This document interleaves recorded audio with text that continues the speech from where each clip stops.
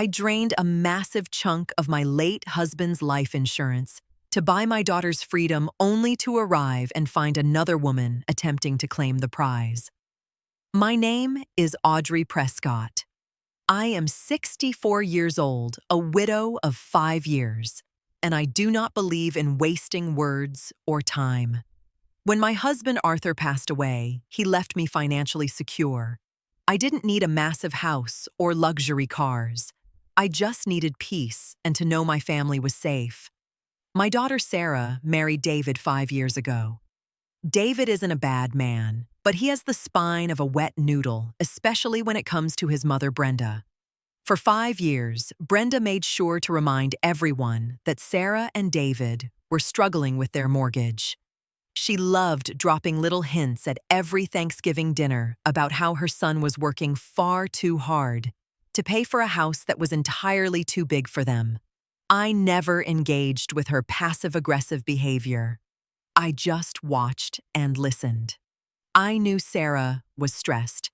I knew they were living paycheck to paycheck, cutting corners on groceries just to keep the lights on.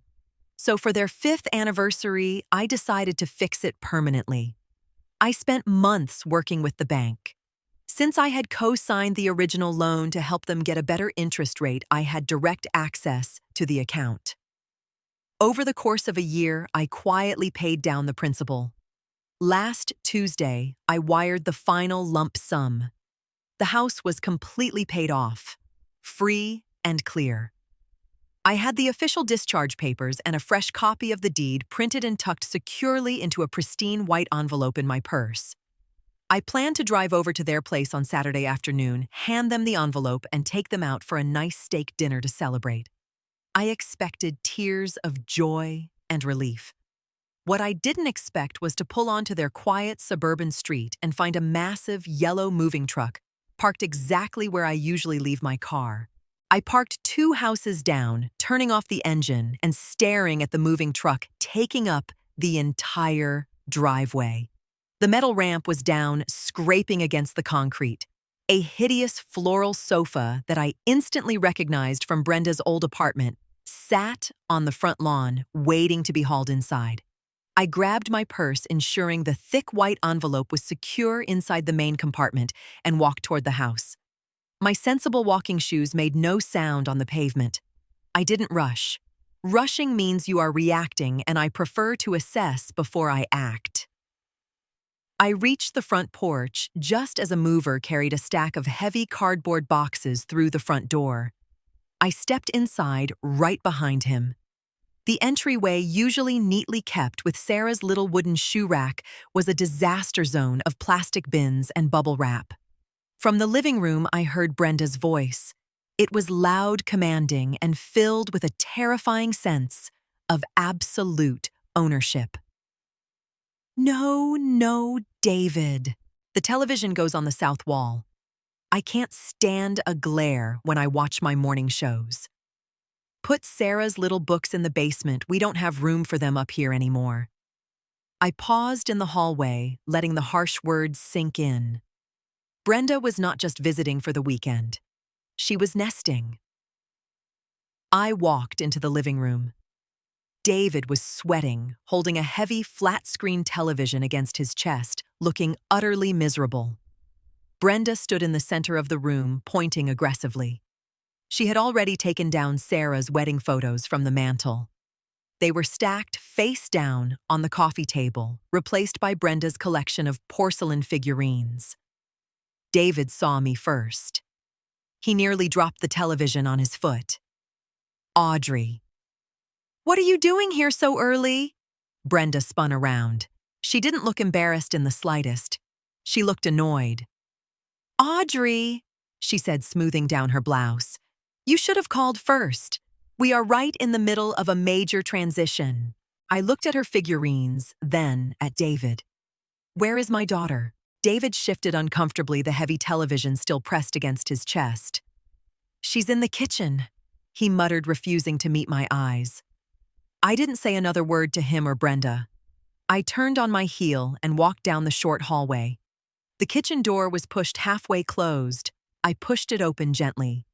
Sarah was sitting at the small island, her face buried in her hands, her shoulders shaking with silent sobs.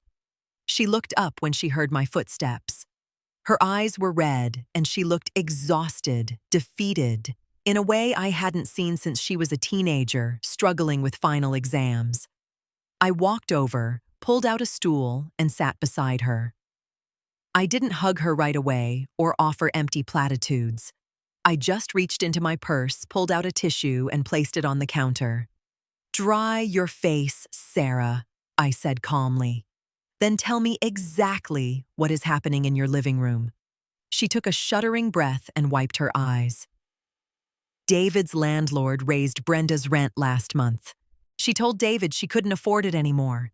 He told me she was just coming to stay in the guest room for a few weeks until she figured things out." Sarah's voice cracked.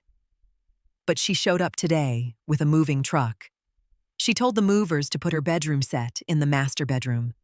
She told me David and I can take the basement since it's closer to the laundry anyway." I felt a cold, hard anger settle in my chest, but I kept my face entirely neutral. "And what did your husband say about this?" I asked. Sarah looked down at the granite countertop. "He said it's only temporary, that we have to help family, and that fighting with her will just make everything worse. She's taking over Mom. She threw away my spices because she said they smelled too strong." I nodded slowly. I didn't offer a shoulder to cry on. I offered a solution. "Stand up, Sarah. We are going back into the living room." Sarah hesitated, wiping her nose with the tissue. "Mom, please don't start a screaming match. Brenda thrives on drama. It'll just make David defensive." I looked at my daughter, meeting her frightened eyes with absolute calm. "I do not scream, Sarah. You know that. Screaming is for people who have lost control of a situation. I am entirely in control." I stood up and smoothed the front of my slacks. I made sure my purse was securely tucked under my arm. We walked back down the hallway together. The living room was even more chaotic than before. Brenda had commandeered the kitchen step stool and was in the process of hanging a massive garish clock right above the fireplace where Sarah's favorite mirror used to be. David was unboxing a set of heavy drapes. "David," I said, my voice carrying clearly over the rustling of cardboard and packing paper. He stopped holding a velvet curtain panel awkwardly.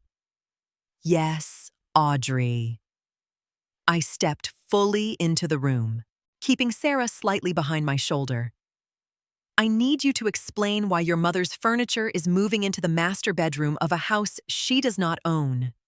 Brenda didn't even look down from her step stool. "Oh, please, Audrey." She sighed loudly, driving a nail into the drywall with a sharp tap of a hammer. "Let's not be dramatic. David and Sarah are drowning in this mortgage. They can barely afford the upkeep. I am moving in to help with the bills. Since I'll be contributing the lion's share of the household income now, it only makes sense I take the primary suite." She finally turned around, hammer in hand, a smug, self-satisfied smile plastered across her face. She looked directly at Sarah, completely ignoring me. "It's called being practical. You two should be thanking me for saving you from foreclosure." I didn't flinch. I slowly unzipped the main compartment of my leather purse and slipped 2 fingers inside to grasp the thick white envelope. Brenda stepped down from the stool, emboldened by our silence. She tossed the hammer onto the sofa and crossed her arms. "Honestly, Sarah, you should learn to be a bit more grateful. David works himself to the bone to provide this roof over your head. The least you can do is make room for his mother." Sarah started to shrink back, but I put a firm hand on her shoulder, anchoring her in place. I looked directly at Brenda. "This roof," I said, my voice dropping an octave, "is not provided by David. And you are not contributing to anything." Brenda scoffed a harsh grating sound. She threw her hands in the air. "This house is ours now," she yelled, her face flushing red. I am the elder here. I am paying the bills, and you have no say in how my son and I manage our family home. I didn't raise my voice. I simply pulled the white envelope from my purse. I opened the flap, slid out the crisp documents, and held them out. This is the deed to this property, I stated, tapping the heavy paper with my index finger. And this is the mortgage discharge letter from the bank dated 3 days ago. The mortgage is paid in full. There are no bills to save them from. Brenda stared at the papers. The smug smile slid off her face, replaced by profound confusion. "What are you talking about?" she demanded, stepping closer. David dropped the velvet curtain on the floor. "Audrey, you paid it off." How I ignored Brenda entirely and looked at David. "I co-signed this loan 5 years ago. I retained ownership rights. I paid the remaining balance this week as an anniversary gift. This house belongs to me and to Sarah. You do not have a mortgage, David. Which means your mother has absolutely nothing to leverage." The room went dead silent. The only sound was the heavy ticking of Brenda's ugly clock on the wall. The reality of the paperwork sat heavy and undeniable in the air. Brenda's mouth opened and closed silently for a few seconds before she finally found her voice. That's impossible. You can't just do that behind my back." I looked at her with genuine pity. "I do not report my financial decisions to you, Brenda. You have no authority here." I turned my back to her, dismissing her entirely, and walked over to the coffee table. I picked up her porcelain figurines one by one and placed them methodically back into the open cardboard box they had come from. "What are you doing?" Brenda shrieked, stepping forward. I didn't stop moving. "I am correcting a mistake," I said calmly. I picked up the box of figurines and carried it past her, walking straight out the front door and setting it down heavily on the edge of the driveway next to the U-Haul ramp. I walked back inside. David was standing frozen, looking between his mother and me. I picked up Sarah's wedding photos from the floor, dusted them off, and placed them back on the mantel. "David," I said, not looking at him, "you have exactly 1 hour to get this furniture back into that truck." Brenda grabbed David's arm. "David, do not listen to her. You are my son. You are the man of this house. Tell her she can't treat me like this." I stopped and turned around. I walked over to Brenda's purse, which was sitting on the kitchen counter. I opened it, reached inside, and pulled out the shiny new house key she had clearly just cut for herself. I slipped it into my own pocket. "You do not live here, Brenda," I stated, closing her purse and handing it to her. "Your name is not on the paperwork. Your money is not in this property. You are a guest who has overstayed her welcome before she even unpacked." David finally found his voice, though it was weak and trembling. "Audrey, please. She doesn't have anywhere else to go. Her lease is up. We can't just put her on the street." I looked at my son-in-law. I didn't feel anger toward him, only a deep disappointment. "I am not putting her on the street, David. You are welcome to help her find an apartment. You are welcome to pay her rent. But she is not sleeping in this house." Brenda puffed up her chest. "We will stay in a hotel then, David. Pack your things. Let's see how Sarah pays the utilities without your income." It was an empty threat, a classic manipulation tactic. I watched David hesitate. He looked at Sarah, who was standing taller now, watching him closely. I decided to make the reality perfectly clear to him. "David," I said, keeping my tone conversational, "Sarah owns this house outright. She has no mortgage. If you choose to leave with your mother, Sarah will be perfectly fine financially. However, if you walk out that door to support her manipulation, do not expect to walk back in when her hotel money runs out." I let the words hang in the air. I wasn't issuing a threat. I was stating a fact. The power dynamic had shifted completely, and I needed him to recognize it. "You are a married man," I continued softly. "Your primary family is standing in this room. Your mother is attempting to usurp your wife's home. You have to decide right now who you are protecting." David swallowed hard. He looked at the heavy velvet curtains on the floor, then at the moving truck outside. He slowly pulled his arm out of his mother's grasp. "Mom," he said quietly, his voice finally firming up. "You can't stay here." Brenda gasped, stepping back as if she had been physically struck. Brenda's shock quickly morphed into rage. She threw her purse onto the floor. "I am not leaving," she declared, marching over to the floral sofa that had just been brought inside. She sat down heavily, crossing her arms and legs. "I am staying right here until my son comes to his senses." I did not argue with her. Arguing gives the other person the illusion that there is a debate to be had.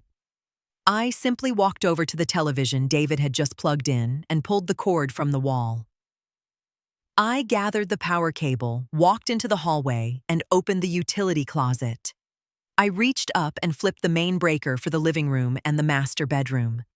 The overhead lights clicked off, plunging Brenda into shadows. "What are you doing?" she demanded from the darkness.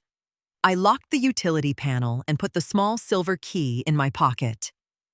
"I am conserving electricity," I replied smoothly. I walked past her, grabbed a stack of her clothes that were resting on a chair, and carried them out to the truck. I made 3 trips. I carried out lamps, small boxes, and a toaster oven.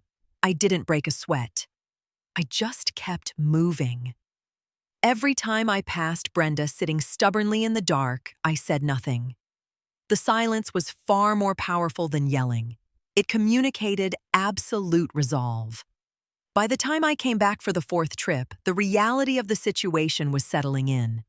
She was sitting in a dark room in a house she didn't own, watching an older woman dismantle her attempted takeover box by box. David had finally started helping me. He picked up the heavy velvet curtains and carried them out to the driveway. The fortress Brenda thought she had built was being disassembled piece by piece, not with lawyers or police, but with quiet, relentless physical action. Seeing her own son carrying her belongings out to the truck finally broke Brenda's stubborn resolve. She realized she had lost her audience and her leverage. She stood up from the sofa in the darkened living room, grabbing her purse off the floor. She stomped toward the front door, her heels clicking aggressively against the hardwood. She stepped out onto the porch, standing at the top of the stairs to glare at David, who was currently wrestling a floor lamp into the back of the U-Haul. "You will regret this, David," she yelled, making sure the neighbors could hear. "You are abandoning your own mother for these cold people." I walked quietly to the front door. Brenda was standing just over the threshold, still shouting at the truck. I reached out, grabbed the heavy brass handle, and pulled the front door shut. Click. I turned the deadbolt lock. I watched her through the small glass pane at the top of the door.